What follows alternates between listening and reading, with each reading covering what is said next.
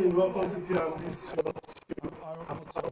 Well, yesterday seemed like a good day for the D-Tigress basketball team. As we were giving awards and honorary by President of Nigeria. Wow, it was an amazing day. Well, I'm not here in the studio to discuss that matter with me. He is the head coach of the High Flyer Basketball Club, all the way from Benin, Mr. Chris.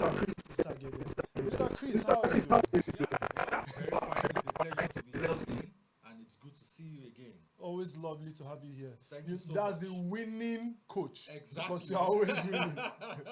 Okay, so let's get right to it. Okay. What does the $100,000 reward given to each player mean for the female basketball in Nigeria? Okay, well, for me, I would say a very big kudos to the President of the Federal Republic of Nigeria for coughing out that large sum of amount of money to individual players of the D-Tigers basketball team and the technical crew and even the coach.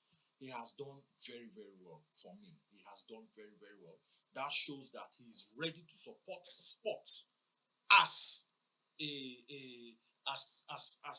part of, of what we are often eager to see in the country, $100,000. Many people have been saying a lot.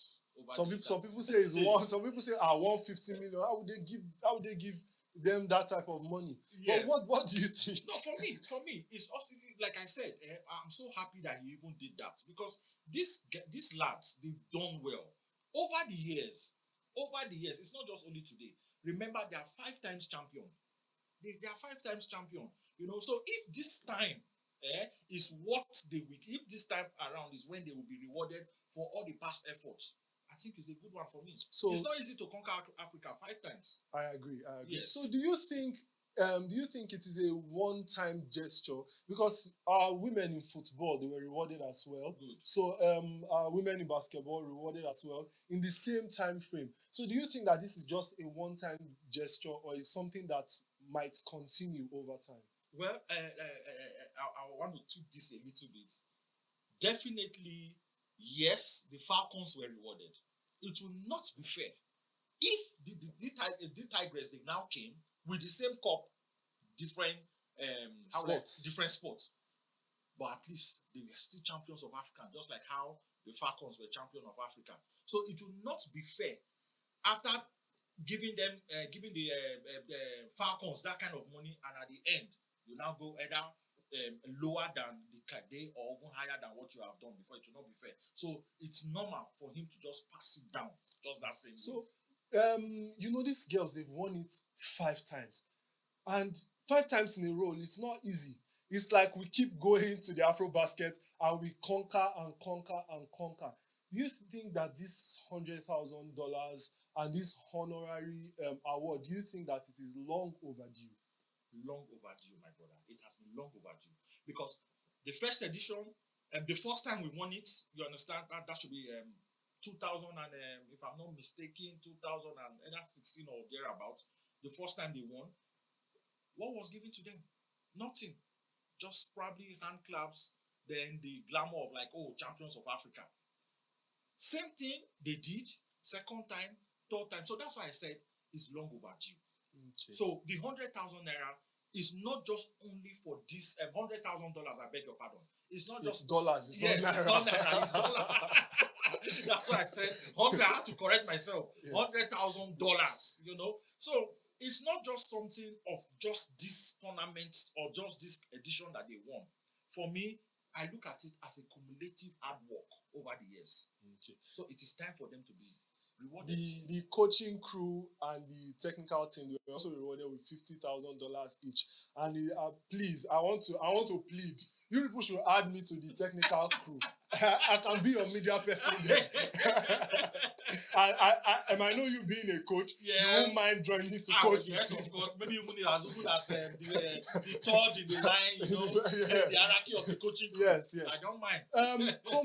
Compared to their male counterparts, the Tigers. Yes. You know, they've won it severally, and they've been rewarded Yes. in the time of Farouk Aminu, Yes. Laide Aminu, Olumide Oyedeji, Yes. and the likes.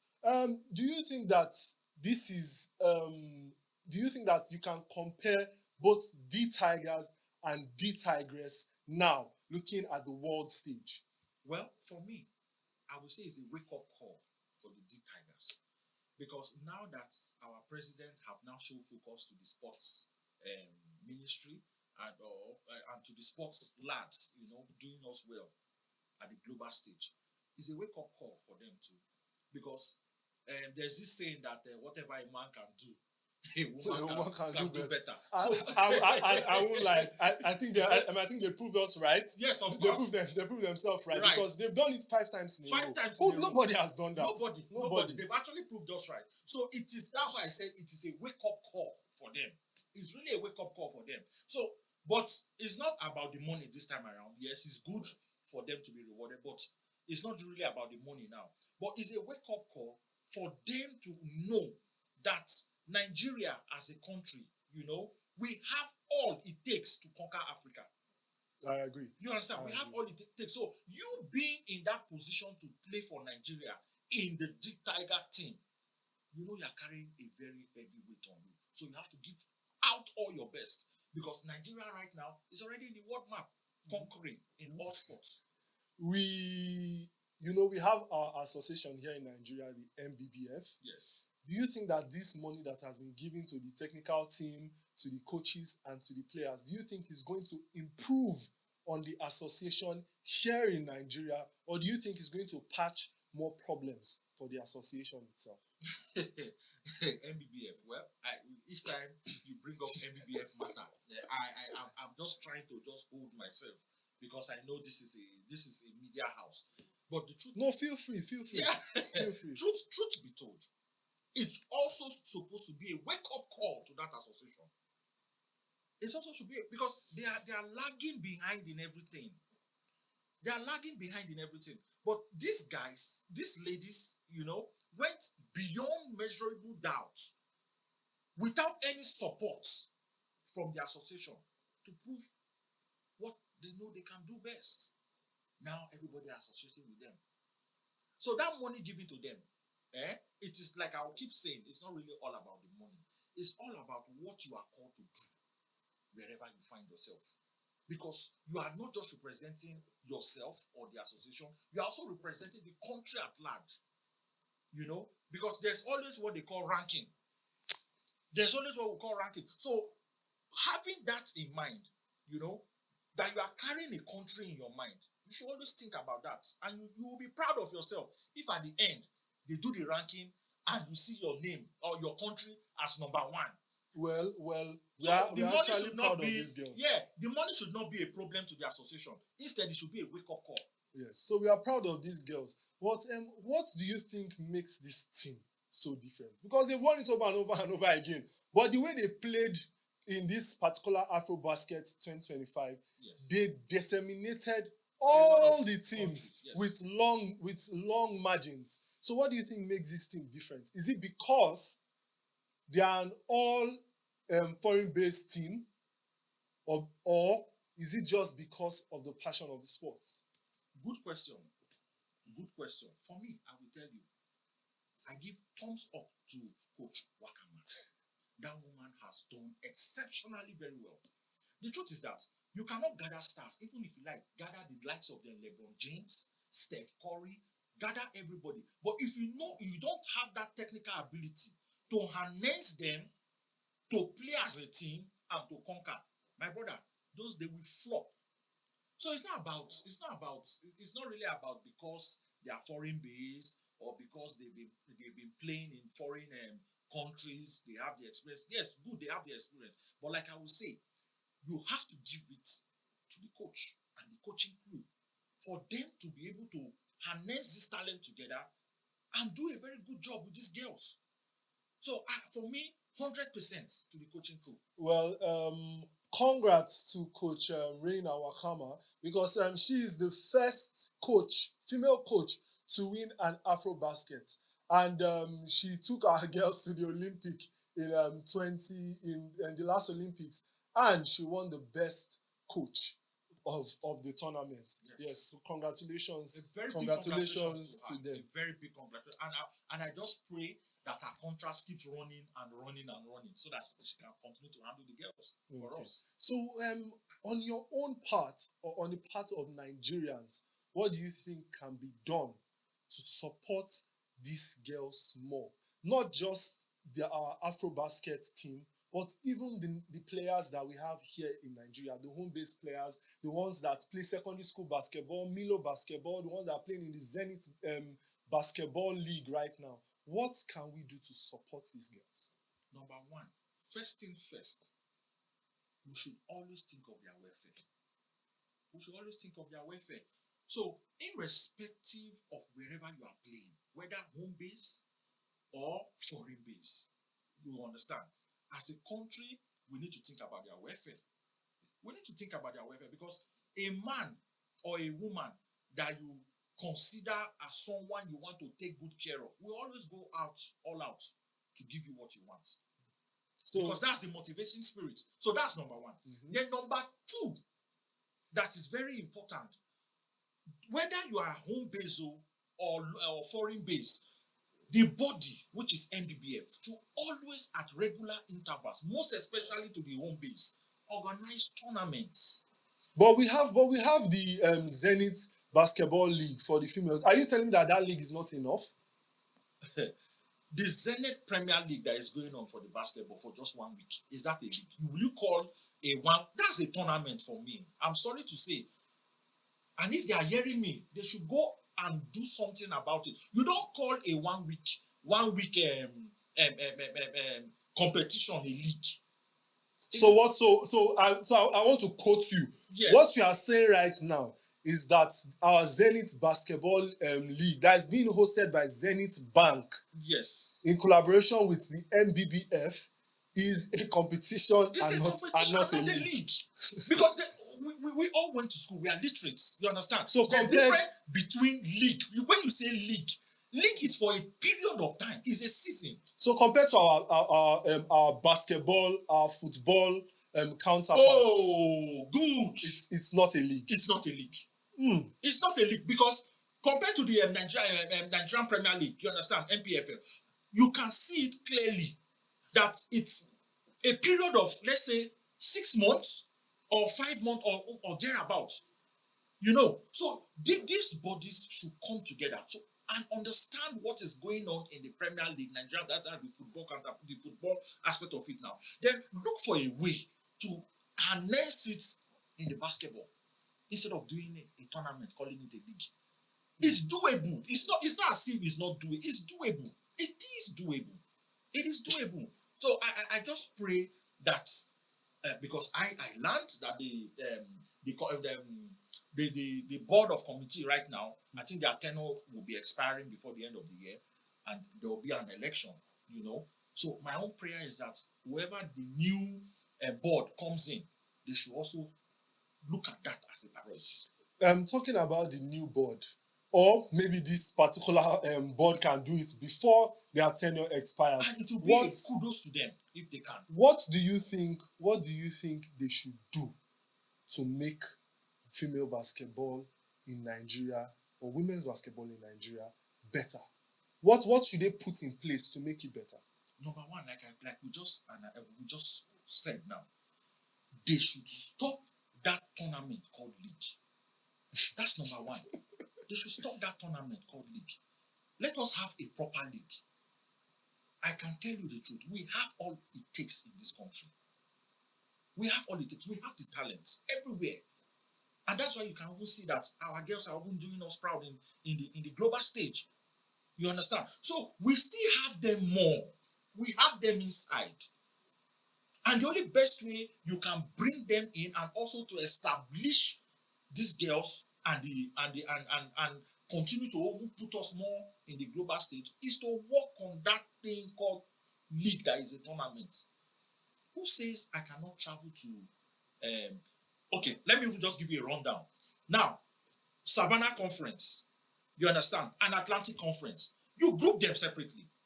Savannah Conference is in the north. Atlantic Conference is down south. So why can't teams within the Savannah Conference play their league simultaneously with the teams in the Atlantic Savannah Conference in the north, then Atlantic Conference in the south. But Play this league simultaneously. Isn't that what they are doing? Well, we are going to go on a short break. We're going to go on a short break right now. And when we come back, we are going to discuss more on this issue. So grab your popcorn, because P&B Sports will be right back.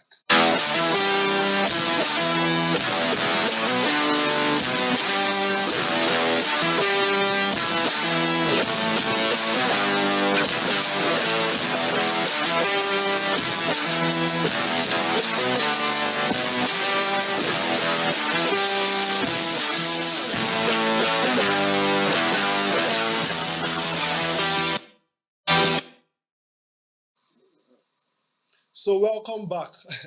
I still have Mr. Christian Osagedie here with me in the studio, the coach of High Flyers Basketball Club. Well, we were talking about the NBBF, talking about basketball, talking about the reward that was given to the D Tigress yesterday by the presidency. The NBBF as an association, do you think that the Tigress performance that puts pressure on them to perform more in the next AfroBasket and also in our home-based grooming of our players? The truth is this, like I always say, it is a wake-up call to them. It is a wake-up call to them because, truth be told, Wakama did not even use any home-based players there. They were all training their lives all abroad. And whatever they have done. And we heard that they just had like a 1 or 2 weeks training camp. Exactly. So with what those girls have done, is it not glaring that it was never the NBBF that placed them where they are? It is clearly written that it is from their various clubs abroad. That was where the experience came from. It was never from Nigeria here. And that's why you see that the home-based players is nowhere to be found. All these girls trade their whatever in abroad, play in different clubs in US and in Europe, and this has given them that ability to understand the game better. So does this mean? So it doesn't have anything. Their success does not have anything to do with NBBF. So is this an infrastructural issue? Is it a coaching issue? Is it a technical issue? Or is it an association issue? We have some of the biggest coaches, even for male. We have Coach Ogo. We have coaches like yourself that has been putting the sports in the limelight in Nigeria. And we have Coach Peter in Delta. Yes. We have different coaches. What is your take? Do you think it's an infrastructural issue, it's a coaching issue, or it is the association? Because I really want to understand, because you keep good. Is it because I brought the association that I'm mentioning it, or is it that there's a coaching problem as well? The truth is that it is not the coaching issue. It is not even the infrastructures issue. So we have the infrastructures. We have the infrastructure, but I will not say 100%. You understand? But the truth is this. If the association knows what they are doing, and they are supporting this game the way they need to support it, do you think infrastructure will not come from private organizations? It will come. It will come. I know what I'm telling you. It will come. We have a lot of young boys out there. So many guys that is even in abroad that is ready to even give back to the community. So infrastructure is not a problem at all. It's not. So many of our boys that have played this game and they've enjoyed this game, thank God, you understand what I'm saying. Most of them have traveled out and they are ready to give back to the community. They are ready to give back to their country in any way they can to help the game. But the truth is that even when they decide to come back, to give back to the country, All these people, I don't want to start calling names. All these Call people, names if you want. No, feel free. Feel free. like Call in my names. state, like I'm the coach of High Flyers Benin. I know what is happening in my state. You know, there are a lot of people because there's a lot of give back to the community in my state. A lot of give back. I heard in my head we have A2S, Access to Success. Community We were there. We were actually there to cover the event. A lot. Their community love day. You know. Yes. You see, we also have a CJ Foundation. You know, we have a lot that are ready, and these guys, they've played this game in Nigeria here, but opportunity took them out of the country, and they are ready to give back to the community. So, like I told you, infrastructure is not the problem, but these people are the hands of affair. Is where the problem is, either in the state level, or national level, or even in the association. That's where the problem is. I must be very truthful to you. Talking about giving back and infrastructure, you said our infrastructures, they are not 100% at the moment. Is there a disconnect between the government and the association? In your own opinion, what do you think? Do you think that there's a disconnect? Let me answer this question with this scenario. Now, let's take for example, you play good basketball, opportunity came, you now travel to US, and God helped you, you now play for the NBA. But because you know where you were coming from, you know your grassroots, you know how it is in your country, and you know that there are a lot of boys in the street that is hungry, and God helped you, you have a lot of dollars to spend. You now come back to Nigeria. You say, okay, let me not just do it with these boys. Let me just call the people that are in top management so that we can put heads together. People that are in charge. Are in charge. And you now call them, they now start saying, bros, you have to drop this one first too. You have to do this one first. Won't it be discouraging? You want to go back with your money. You understand? Even if you have the mind to say, okay, I know I need to build a basketball court here, build a basketball. So, like I told you, we have people that are ready to give us 100% infrastructure. But the guys in the hands of affair, it's just because of what they are looking for to their own selfish interest. You know, that is why this thing is not trickling down to the people that is expected to benefit from it. Are we, the association has, they've put these girls out there, like they've won the Afro basket 5 times in a row. You can't actually take that away from them.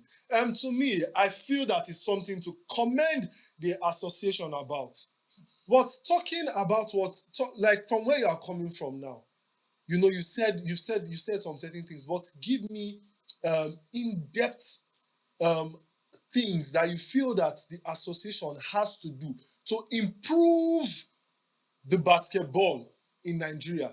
Like, just give me specific things. Is it more camps? Okay. Is it more scholarships? Okay. What should they do? If Wakama should parade home-based players, do you think we would have come out from the group stage? Truthful. Zenith League, Premier League. Select 12 people from the Zenith Premier League. Take them. Is it Angola they played it everywhere? We had a sports media analyst yesterday in the person of Mr. Afemo. And he said that even the girls that are there, that many of them, they bounce like Milo basketball girls. That they bounce like secondary school players. He said something like that. So I think you are on the same page. And that's supposed to be our league that will now qualify you for Intercontinental. Abi? That is supposed to be the league that will now qualify the girls to go and represent Nigeria in Africa. Come on. Well, we are going to go on a short break now. And when we come back, we are going to be discussing about the Community Love basketball tournament that is happening in Benin very soon. So just grab your popcorn, grab your teacup, because P&B Sports will be right back.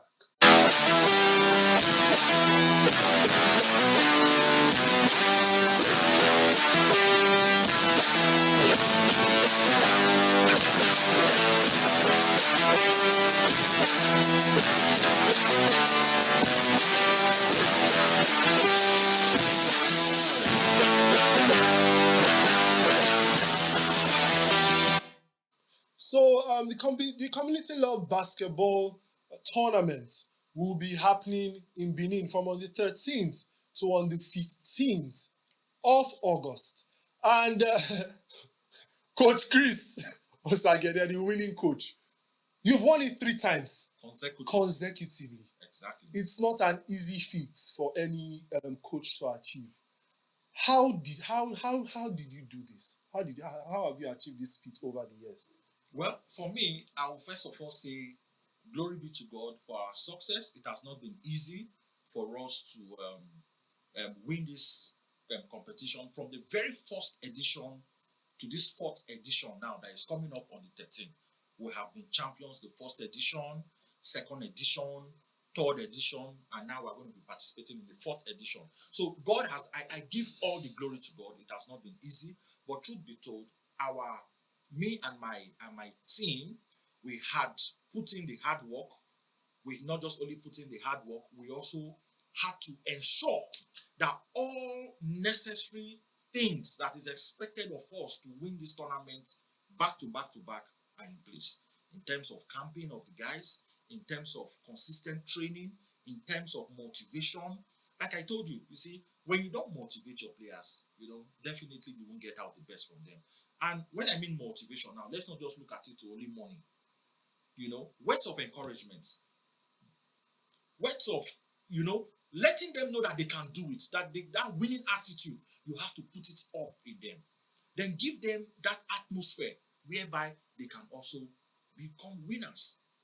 I don't want to start discussing my tactics. I don't want to start discussing my plans. We're in the media because, like I told you, we have been winning it back to back to back.